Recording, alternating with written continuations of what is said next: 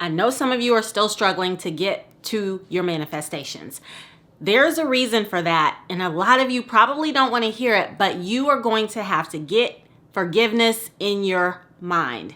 You're going to have to put it at the forefront of your brain and understand that you're going to have to forgive some people from your past so that you can get to where you want to go in your present and your future. Forgiveness is one of those things that keeps people stuck. It's one of those things that we want to skip over, and we don't really want to address that when we are the ones who are struggling to do it. It's not always easy, and it makes us feel vulnerable. It makes us feel weak sometimes, but it's a very necessary component to manifesting a life that you want. There's so many people who are walking around holding on to grudges of things that have happened in their childhood.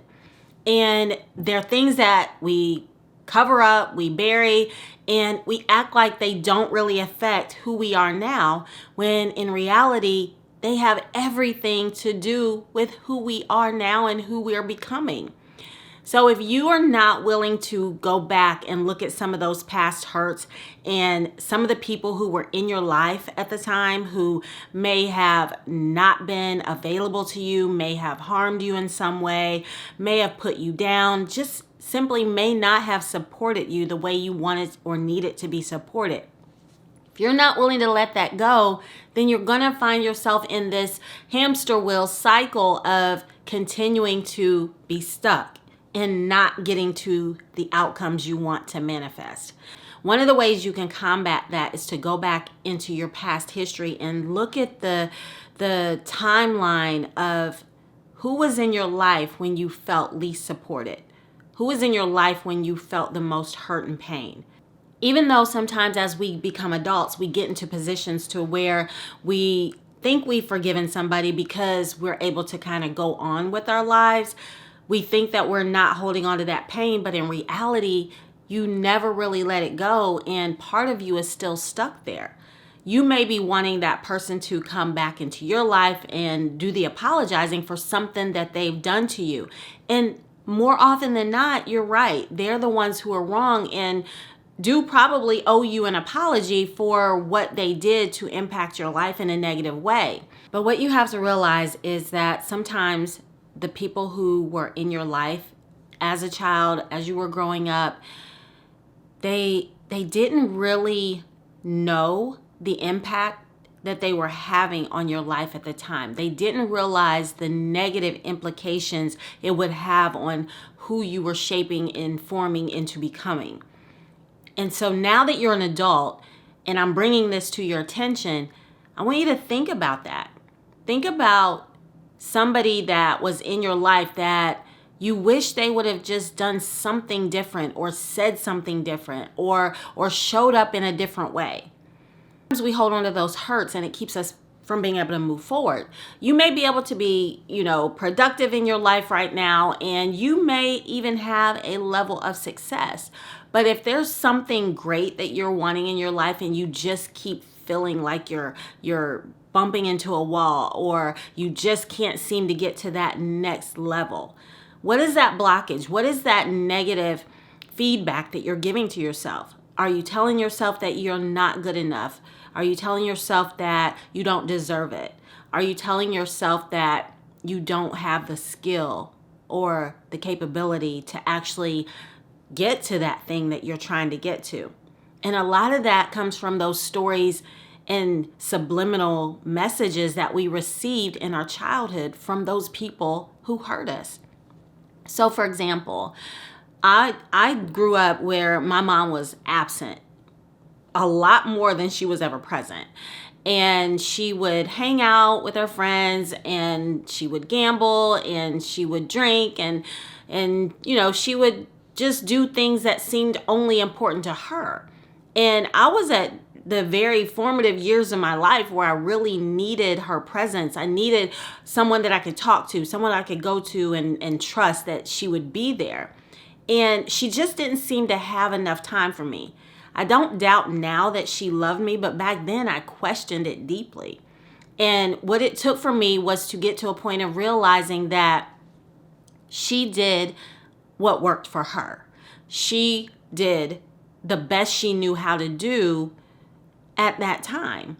And so when I got to a point to where I stopped taking it personal, like it was a direct attack on my life and her running from who I was, but realizing that maybe she was running from her own demons, or she was chasing something in her life that she felt she needed, had nothing at all to do with me. And it took for me to become an adult to get to the point to where I was able to forgive her at the time for what she did, even though I couldn't go back and verbally tell her that I forgave her. I forgave her in my mind and in my heart, and I actually wrote out a letter and I read it out loud as if I was talking to her. My mom passed away when I was 19, so I never got the opportunity to tell her about the hurts that I was feeling.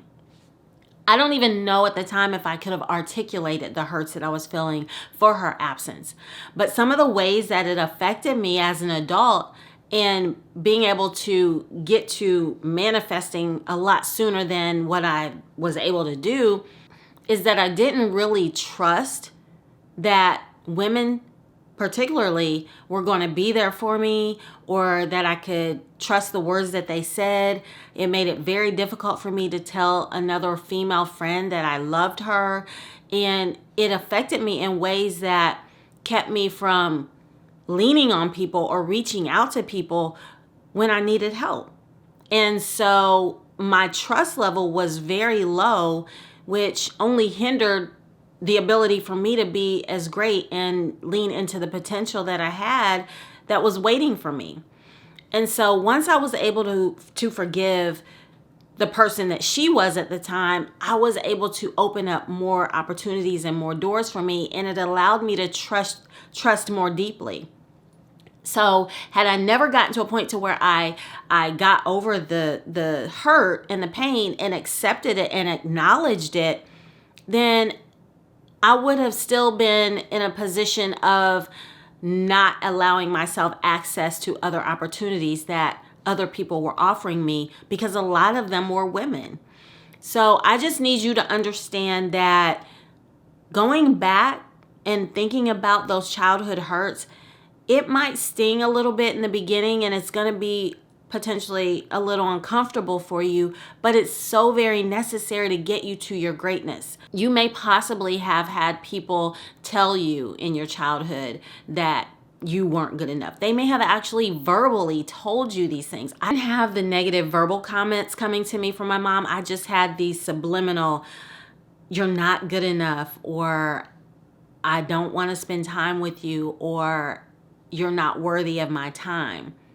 Those were subliminal just based on her actions.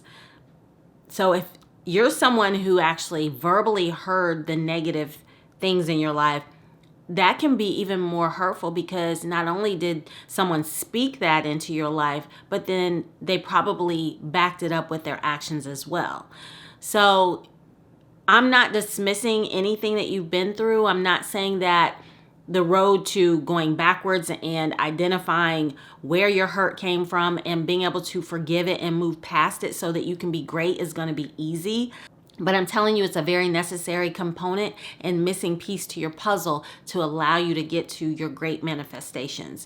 So if you're somebody who keeps bumping into walls and feels like you just can't seem to get over the hurdle and get to that next best thing that's calling you in your life, go back and just see. Just see if there's anything that you're harboring, any subliminal message or any direct messages from anyone in your life. And it may not be as far back as childhood. It could be very recent. It could be someone as early as a month ago at your job, somebody who didn't believe in you, didn't trust you. It could be a spouse, a partner, someone who's not pouring into you in a positive way, but only bashing you down in a negative way, or even subliminally. You have to pay attention to those subliminal messages, those undertones, those underlying comments that you get. If anything that you've ever gone through still stings a little bit, it's impacting you in a negative way. So open up your heart to forgiveness so that you can be great. You are great. You already have everything that you need to be great. And it is possible. It's all already inside of you. Don't let anything that anyone has ever told you in your past that's negative, or any way that anyone has ever made you feel, keep you from getting to your greatest potential. I'm Joanna M. Cameron, and I would love to hear some feedback in regards to where you feel your hurts lie. If you still feel like you're stuck at a certain age, if you feel like you're struggling in moving past forgiveness or getting to forgiveness, send me a message, just drop me a comment. I'll reach out to you and I'll give you personally some tips that can help you get to that next step. It's not the end. It's not just do this and now you can get to your greatness, because you got to work through it. But I can help you get to the next step that's going to get you on your way to manifesting a life that you truly, truly desire. All right. Thank you for watching, and I will see you again next time. Bye for now.